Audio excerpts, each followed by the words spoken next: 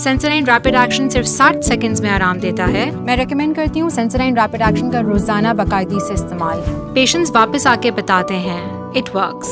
अस्सलाम वालेकुम, my name is doctor Ali Shahvez Younus और बाय प्रोफेशन मैं फिजियोथेरेपिस्ट हूँ और हम अपने क्लिनिक पे कायरोप्रैक्टिस, फिजियोथेरेपी और ड्राई नीडलिंग की मदद से उन पेशेंट्स का इलाज करते हैं जो कि किसी भी किस्म के मस्कुलोस्केलेटल इश्यूज़ में मुब्तला हैं, जिनको जॉइंट्स में दर्द है या पट्टों का खिंचाव है या उनको स्ट्रोक का कोई इशू है या नी में पेन है, शोल्डर में पेन है। इन सब दर्दों का इलाज बगैर मेडिसिन और बगैर सर्जरी के किया जाता है। आज हम आपकी खिदमत में हाजिर हैं ओलाडॉक के प्लेटफॉर्म से और आज हम बात करेंगे शोल्डर पेन के बारे में कि शोल्डर पेन क्यों होता है और इसमें कायरोप्रैक्टिस जो है या कायरोप्रैक्टर जो है वो किस तरह से आपकी मदद कर सकता है और इसके रीज़न्स को हम डिस्कस करेंगे थोड़ा सा। शोल्डर जॉइंट जो है ये हमारी बॉडी का फ्रीली मूवेबल जॉइंट है। फ्रीली मूवेबल जॉइंट का मतलब ये है कि इसको हम किसी भी तरफ हम इसको रोटेट कर सकते हैं।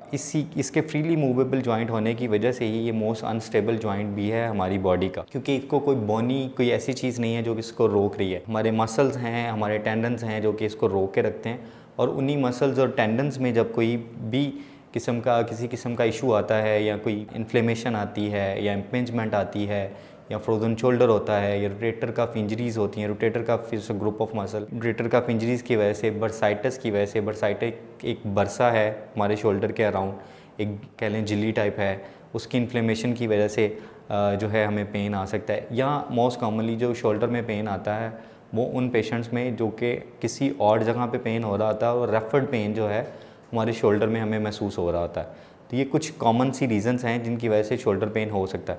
और ये नॉर्मली होते क्यों हैं ये पेन्स या इनकी कॉमन वजूहात क्या हैं? इसमें हमारा बैड पोस्चर हो सकता है, किसी भी किस्म का गलत एंगल से अगर कोई चीज़ लिफ्ट कर ली है।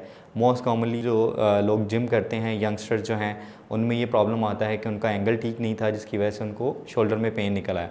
या हम एल्डरली लोगों की बात करें तो उनमें arthritis one of the common reason है जिसकी वजह से शोल्डर पेन हो सकता है। उनको फ्रोजन शोल्डर हो सकता है जो कि डायबिटिक पेशेंट में मोस्ट कॉमनली ज़्यादातर पाया जाता है। दीज आर द थिंग्स जो कि शोल्डर पेन को कॉज करवा देती हैं। इसमें हमारा पॉस्चर है, हमारी रेफर्ड पेन है या हमारा गलत एंगल है या कोई हमें अंडरलाइंग डिजीज़ कोई चल रही है जिसकी वजह से हमें ये मसला आता है। तो इसके ट्रीटमेंट में ये कायरोप्रैक्टर कैसे आपकी हेल्प आउट कर सकता है इस सब चीज़ों में या शोल्डर पेन को रिलीफ कराने में? तो उसमें जो मसल स्ट्रेन है और जो जॉइंट की मिस अलाइनमेंट है उसको ठीक करने से शोल्डर के ऊपर जो प्रेशर पड़ रहा होता है उस प्रेशर को कम करने से आप एक सिग्निफिकेंट रिलीफ फील करते हैं आपके शोल्डर पेन के अंदर।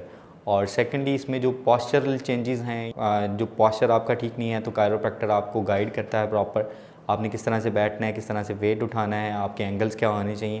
तो ये गाइडलाइंस हैं जिससे आप अपने शोल्डर पेन को बचा सकते हैं और फर्दर अगर आपको हो गया उसके ट्रीटमेंट के बाद भी फर्दर इसको आप रोक सकते हैं कि दोबारा भी शोल्डर पेन ना हो।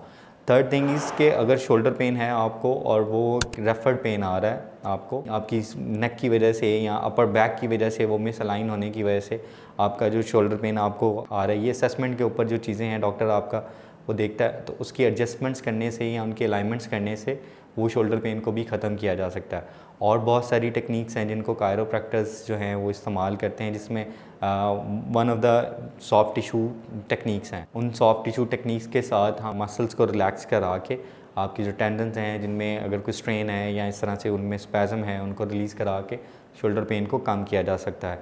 और इसके साथ साथ एक रीहैब प्रोग्राम होता है प्रॉपर।